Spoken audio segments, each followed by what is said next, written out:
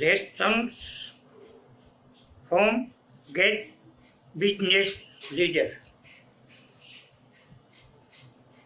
જીવન એક ઉડાન છે અને તમારે એકલાએ જ ઉડવાનું છે. ગ્રીક સ્પીકિંગ ફિલોસોફર અરસ્તુ અને પ્લેટો જેવા મહાન વિચારકોની શ્રેણીમાં પ્લોટિનસ પણ સામેલ થાય છે. તેમને નિયોપ્લેટોનિઝમ ના સ્થાપક તરીકે પણ ઓળખવામાં આવે છે. દુનિયામાં જે કંઈ છે તેની પાછળ કોઈકને કોઈક ભાવ જરૂર છે. સમજાય છે ને ભાઈ? હે, ગુલાબ મહેકે છે જ્યારે પૂરેપૂરો ખીલી જાય છે. એ બોલી ન શકતો ને આપણે બોલીશ. બાકી કોઈ અસ્તિત્વ જ્યારે ઉત્પન્ન થાય અને એમાં આબેહૂબ ખીલી જાય એટલે એની પાછળ એનું કાંઈ ને કાંઈ ઉદ્ગાર રહેલો જ છે. સમજાઈ ગયું? દરેક ઘટનાઓ એકબીજાથી જોડાયેલી હોય છે.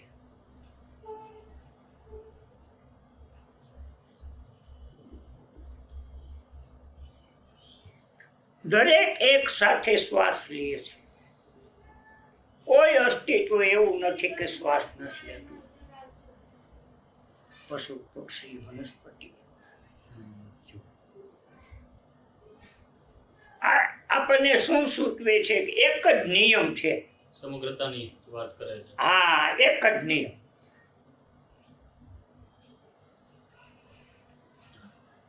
જ્ઞાનના 3 સ્તરો હોય છે. એક અભિપ્રાય. સમજાઈ ગયું? વ્યાસ ભગવાને અભિપ્રાય આપ્યો, તું બ્રહ્મ છો. શું આપ્યો? અભિપ્રાય. દાદા ભગવાને અભિપ્રાય આપ્યો, તું આત્મા છો. સમજાય છે?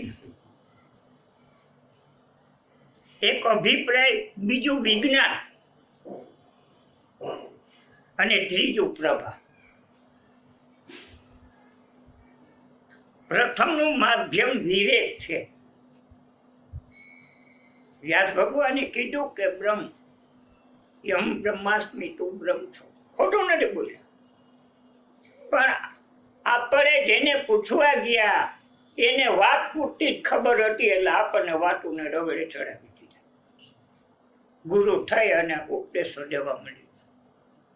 જે પ્રશ્ન હતો એક સાઈડમાં રહી ગયો, આપણે બીજી સાઈડમાં ગયા.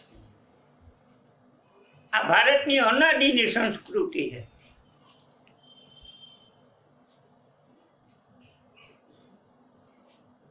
પ્રથમનું માધ્યમ વિવેક છે, બીજાનો આધાર તર્ક છે. પછી એ સમજાવે કે ભાઈ ગુરુની સેવા કઈ, ગુરુ કૃપા થઈ જાય એટલે તને આ બ્રહ્મ સમજાઈ જાય. સમજાઈ ગયું? તો આવડાવે હું કીધું ભાઈ તમે સમય યાચના કરી લો, કોઈની સાથે ભૂલ થઈ ના. પણ ખરેખર કોઈ કરી શકે નહીં. આ કેવડું અંધેરા રે. નકર ના નો પાડે ભાઈ ગોળ નથી મારી દુકાને. હે, પણ નહીં, તમને ગમે આ પ્રશ્ન આત્માનો કે બ્રહ્મનો કે ઈશ્વરનો પ્રશ્ન લઈ ગયા એટલે તમને ગમે એ રવડે ચડાવી દે. આને તર્ક કહેવાય.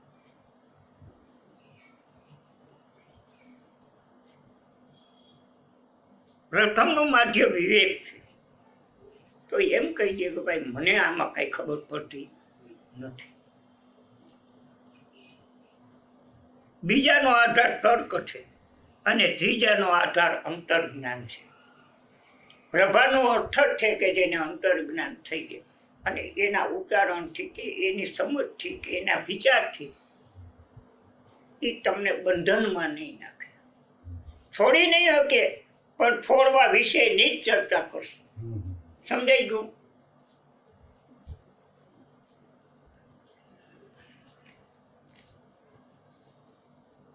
આપણે સૌ અખિલ બ્રહ્માંડના એક જ આત્માના અંશ છીએ. આત્માના સ્તરે કોઈ પણ વ્યક્તિ એકબીજાથી અલગ નથી. હવે આ શરીરની દ્રષ્ટિએ અલગ નથી તો આત્માની દ્રષ્ટિએ હોય. આમાં જેને ઉત્પન્ન થવું, હોવું અને મટી જવી આવી ત્રણ સંજ્ઞા છે, છતાં પણ બધાની સિસ્ટમ એક જ છે. હવે આમાં જુદા નથી તો ઓમાં તો હોય, પ્રશ્ન જ નથી ને કોઈ. હે અને છતાં પણ વાણિયા હોય ને તોય આ પૃથ્વી ઉપર એ હે. એને જેટલું મળે એટલું જ કુંભારને મળે ને એટલું જ મોતીને મળે ને એટલું જ બ્રાહ્મણને મળે. એની છત્ર છાયાના નિયમની અંદર કોઈને કોઈ પણ જાતની વધઘટને સ્થાન છે નહીં.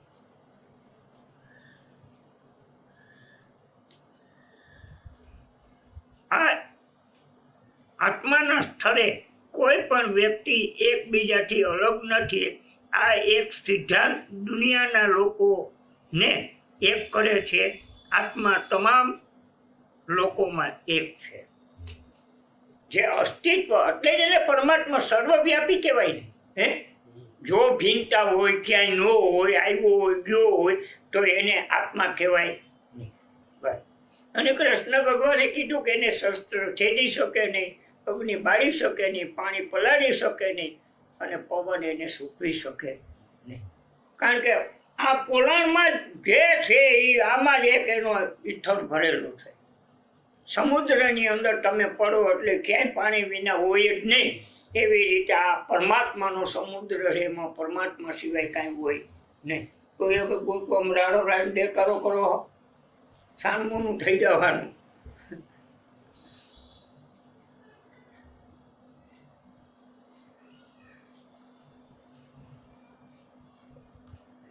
જ્યારે આપણે આપણા આત્માની અંદર જોઈએ છીએ તો પોતાને સુંદર અનુભવીએ છીએ, અને જ્યારે તેની વાતોને નજરઅંદાજ કરીએ છીએ તો કદરૂપા બની જાય છે.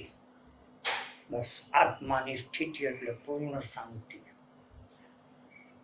પૂર્ણ શાંતિની બાઈને નીકળ્યા એટલે કદરૂપા બની ગયા. જેવા હોય એવા પ્રગટ થાય. કઈ કરો બાપા, કૃપા કરો, મને સમજાતું નથી. તો કેવા કદરૂપો બની. ભાઈ હું સમજાવું ને તમે સમજી જાઓ એવો આ મુદ્દો નથી.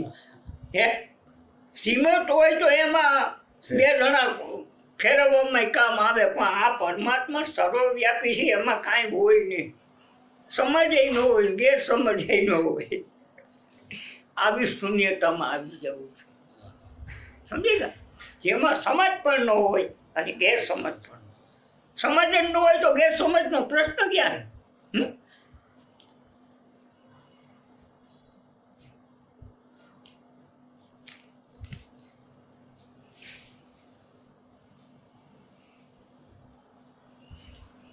આપણે તેની પાછળ, એટલે ભગવાનની જ વાત કરે છે, આપણે તેની પાછળ નથી ભાગવું, પરંતુ તેના આગમન માટે પોતાની જાતને તૈયાર રાખવાની છે.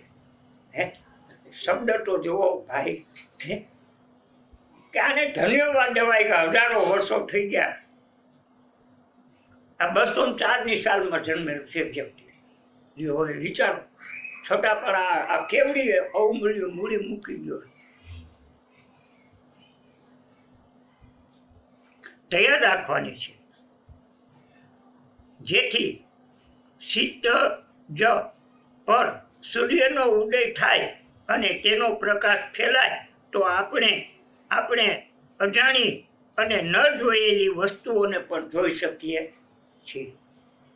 જો તમે એટલા તૈયાર થઈ ગયા એટલે તમારાથી જે અજાણ્યું છે, ન જોયેલું છે ને એ દેખાઈ જાય. ભાઈ વિચાર કરો, હવે તમારે એક શૂરવીર બનવાનું છે. હો ભાઈ,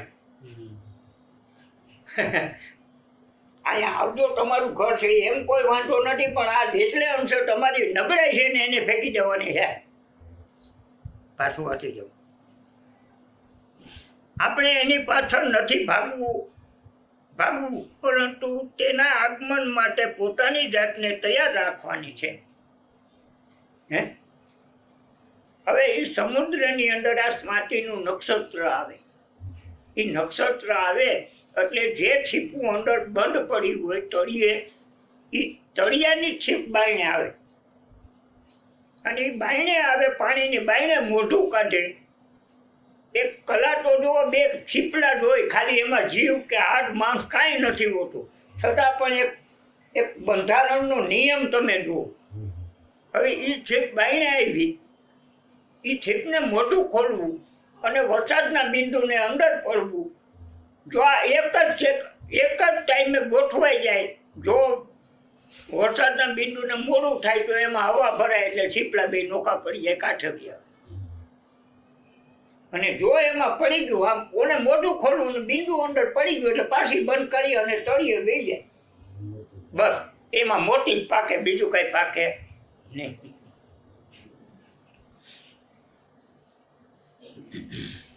આગમન માટે પોતાની જાતને તૈયાર રાખવાની છે, જેથી ક્ષિતિજ પર સૂર્યનો ઉદય થાય અને તેનો પ્રકાશ ફેલાય તો આપણે અજાણી અને ન જોયેલી વસ્તુઓને પણ જોઈ શકીએ છીએ. આપણે આંખો બંધ કરી લેવી જોઈએ અને જોવા માટે દ્રષ્ટિકોણને પોતાની અંદર વિકસિત કરવો જોઈએ. ધીરે ધીરે ક્યાં આમ ઊંચેથી નીચે હાલ્યા આવે છો, આંખો બંધ કરી લેવી જોઈએ અને એના માટે દ્રષ્ટિકોણને પોતાની અંદર વિકસિત કરવો જોઈએ. આ દ્રષ્ટિકોણને વિકસિત કરવો એ નવો જન્મ મેળવવા સમાન છે. સમજી ગયા?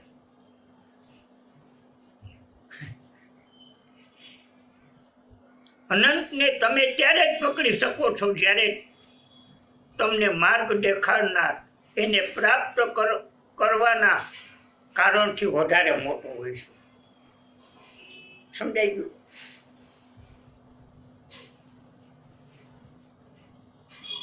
પ્રાપ્ત કરવાનું કારણ પાછું વાંચી જાઉં.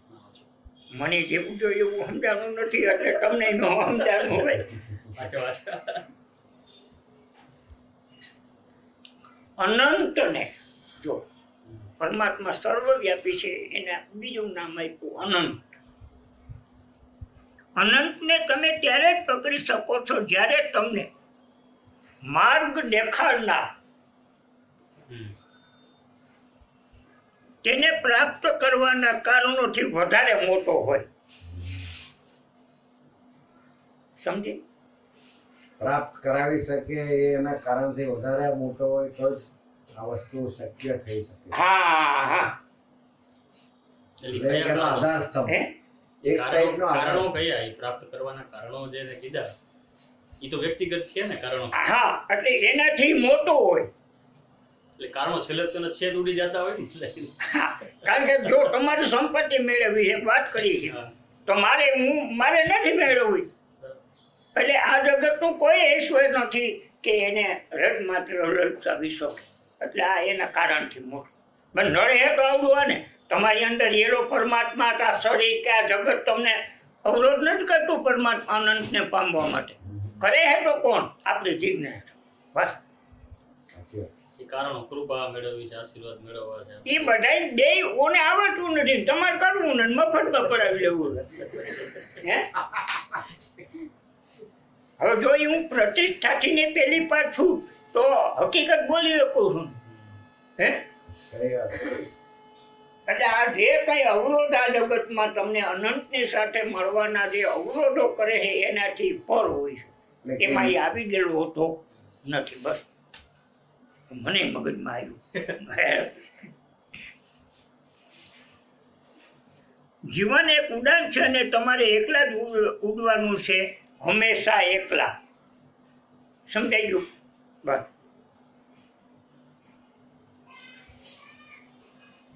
ડરને હટાવી શકાય છે,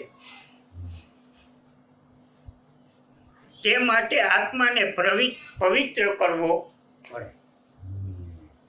મને તમારું કઈ પડાવી લેવું છે કે તમારી ઉપર મારે પ્રતિષ્ઠા જમાવવી, આવો કોઈનો કોઈ પ્રકાર હોય તો મને ડર હોય. હે હવે મારે કોઈ પણ જાતનું હું મને જ આ વાત સંભળાવું છું, પછી ડરનો પ્રશ્ન ક્યાં? હે તમે આમાં જ બેઠા, હું જ સામો બેઠો.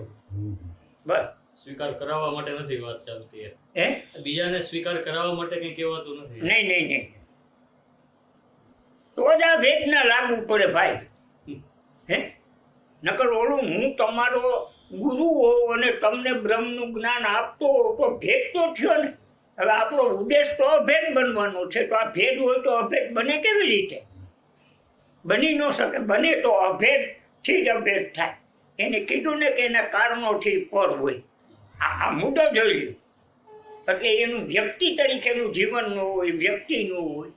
વ્યક્તિ હોય તો અપેક્ષા હોય, રાગ દ્વેષ હોય, ભાવ કભાવ હોય, મેળવવું, કરવું, થવું, આવું બધું હોય. પણ જે વ્યક્તિનું અસ્તિત્વ જ નથી, એ જ આ પરમાત્મામાં જે વિરોધ કરાવે છે એ એની સાઈડથી પર છે.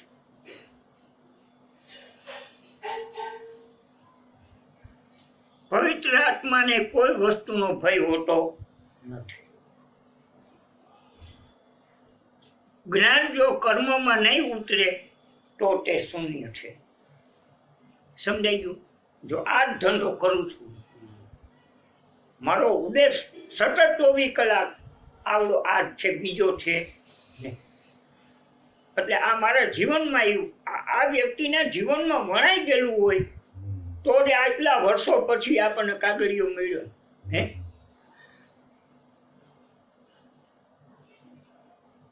ઈશ્વર ક્યાંય બહાર નથી, એ તો દરેકની અંદર છે. માનવી પણ આ જાણે છે, પરંતુ તેને નકારી દે છે.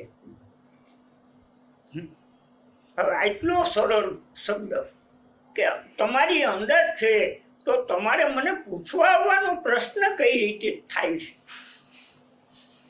હે તમે એ પ્રશ્નને નક્કી કર્યું આમાં છે. આવું જ્યારે સોલિડ નક્કી કરશો એટલે તમને નક્કી તો થાય ને હું આ હાથ હલાવું છું એ હાથ નથી, હે બોલું છું એ ભાષા નથી, અવાજ નથી, શ્વાસ હાલે છે એ નથી, આ 5 તત્વોનું શરીર બન્યું છે એ નથી. એમ નથી થતા ઈવડો એ આખો નોખો પડી જાય. પણ આમાં કોઈ સાધના કરવાથી કે કોઈના આશીર્વાદથી કે દયા કરુણાથી આ બને નહીં. તો આ જ કૃષ્ણએ ગીતામાં કીધું હું કોણ? નહીં, સર્વજ્ઞ હું છું. એટલે જો તો મને પ્રશ્ન થવો જોઈએ ને હું કોણ? રમણ મહર્ષિએ કીધું હું કોણ? જો આ પ્રશ્ન હકીકતમાં આ છે, પણ આમાં કરી એવું કે તમારે તો કાંઈ કરવું નથી, તૈયાર મોહનથાળ મળે એટલે ઢેપલી લઈ લેવી છે. સમજી ગયા? એટલે તમે મને પૂછવા હોય, મને તો હાવ ખબર નથી. હું કોણ એ હું તમને પૂછું છું. હે હું કોણ એ હું તમને પૂછું. તમે અને આ મારો જાત અનુભવ કહું, મને અત્યાર સુધી 50 જણાએ પૂછ્યું છે કે હું કોણ. ભાઈ તમારે તમને પૂછવાનું છે. તો પાછા હું કે બાપા અમને ખબર નથી એટલે તમને પૂછી લ્યો. હવે તૈયાર આપો કઈ. આ માણસો બધા આ ટાઈપના હોય. જે હો પ્રસાદી લઈ લો.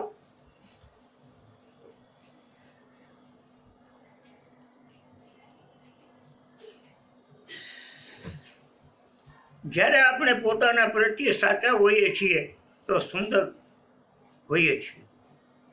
દરેક વસ્તુમાં કોઈને કોઈ સંકેત હોય છે અને સમજદાર વ્યક્તિ એક અનુભવથી બીજી અનેક વાતો શીખી જાય છે.